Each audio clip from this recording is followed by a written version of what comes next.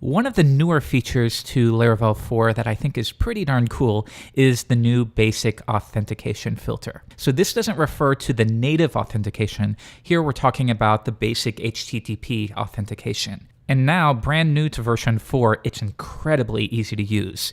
So let me show you a demonstration to prove just how simple it really is.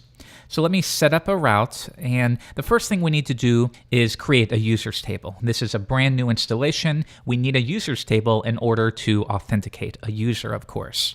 So from the terminal, I'm quickly going to, using my tool, generate a migration called create users table, and the fields will be an email, and that should be unique, and we also want a password. All right, and then I will migrate the database. All right, so now we have a users table. Now we need a user. So let's just go ahead and say user equals new user. And we'll set the email equal to my email.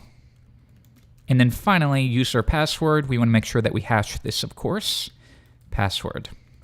All right, and that's it. So we're going to save the user, and that will add it to the table. And now we actually have somebody to authenticate against. So let me switch back and boot up our server and then view this in the browser in order to hit that route. All right, that's been hit. So now if I switch over to SQL Pro, as we might expect, we now have this new user with the hashed password. All right, so now let's take a look at basic authentication. All we're going to do here is have a link to an admin section. And this admin page, of course, needs to be protected. So rather than loading a view, let's just return a link. Keep it very simple here. Link to admin, and then we'll say go to the admin page. All right, so if I view it in the browser, now we have a link to the admin section. But of course, we don't yet have a route set up for that. So let's do that now. One more time, define a route for admin. And within here, we'll say welcome to the admin page. All right, and that should be all we need to demonstrate this basic functionality. Reload the page, and now we have an admin section. So our job is to protect this. Now, for regular projects, of course, you will still want to use a more robust form of authentication. But for smaller projects, especially those where maybe you just need one private administration area and you don't want to set up a full login form if it's only for you, or even if maybe you're just prototyping a new application and you want to temporarily protect it, this is a really fantastic way to go about it. So here's all it requires.